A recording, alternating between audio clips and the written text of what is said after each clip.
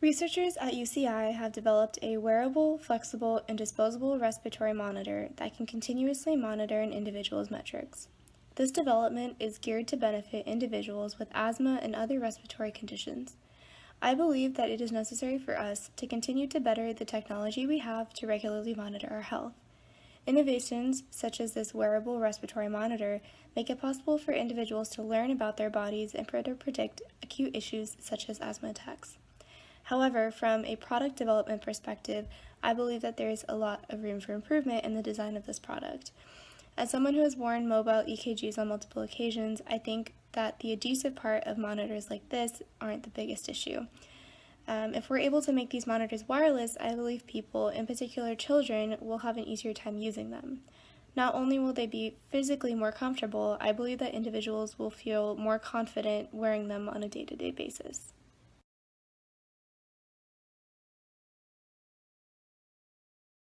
Patient engagement is an important factor in modern-day healthcare.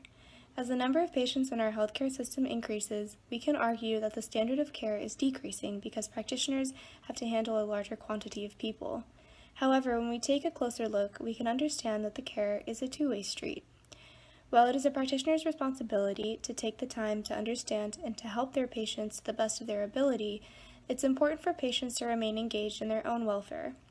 Patient engagement is crucial because it encourages patients to communicate their concerns when it's necessary for them and take care of their needs independently.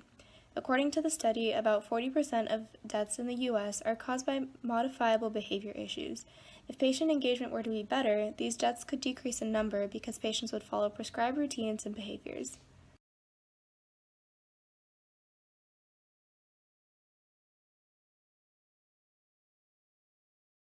It is difficult for healthcare providers to reach large numbers of patients, so IT platforms can be used to enhance patient engagement.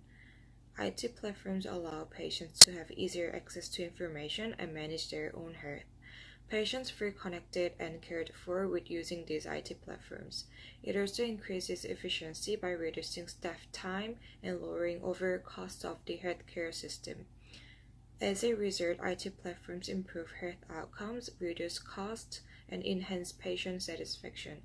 There are various kinds of IT platforms, including mobile-based interventions, internet-based interventions, social media, and other online communication tools. I found one example of how social media can improve patient engagement. According to the research study, a Facebook support group was created for liver transplant patients so they can share information or receive support from other patients.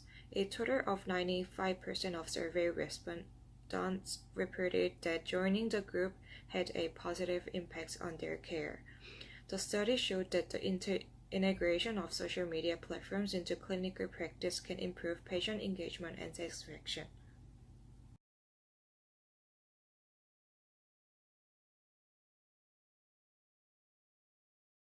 Information technology in terms of patient engagement is extremely useful for several disorders.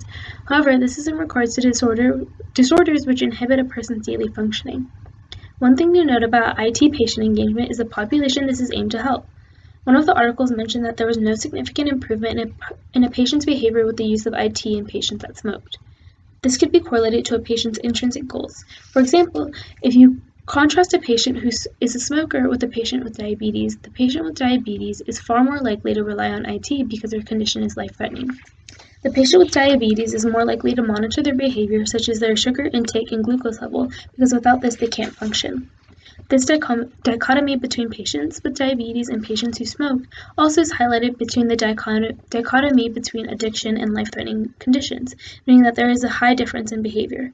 A patient that is a smoker would have to be intrinsically motivated to want to rely on information technology, which is difficult to do when the behavior is influenced by addiction.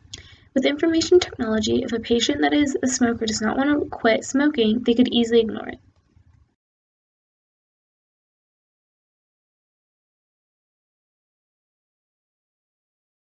The study done by Sawasi et al.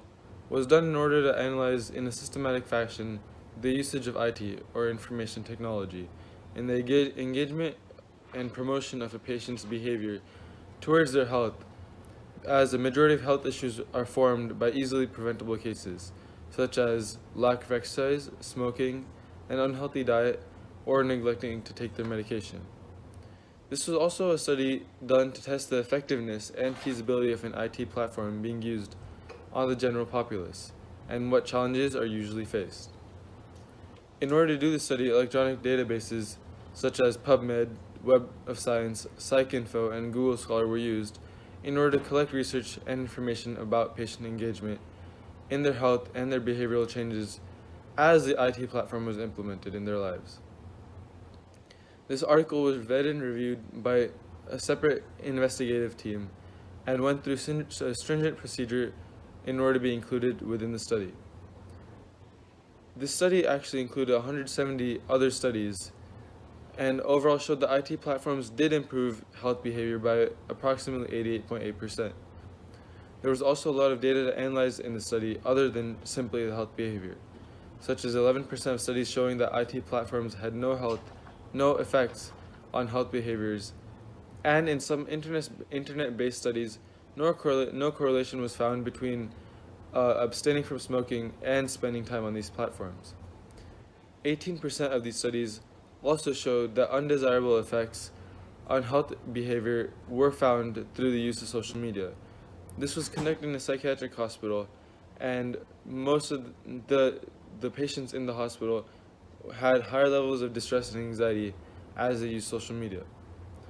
For most of the objectives, though, this study showed a positive relationship between IT platforms and the effects that it had on, as was said before, the health behavior, the feasibility of the platforms, patient engagement, and the overall health outcomes.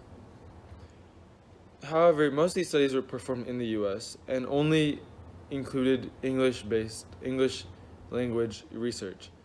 This limited the population size and the types of research that could have been analyzed, and therefore cannot be used on an international basis. The heterogeneity of the study itself made some of the data difficult to interpret and collate, as the findings were split between various research papers, and combining them required assumptions on the part of Sulawesi and her team. This implies that conclusive evidence can only be found if an extended study is done, or if a greater amount of research is analyzed, reviewed, and combined into one study such as this. But for the purposes of this paper, the IT platforms did drastically improve home health behavior and can have a positive outcome in people's lives.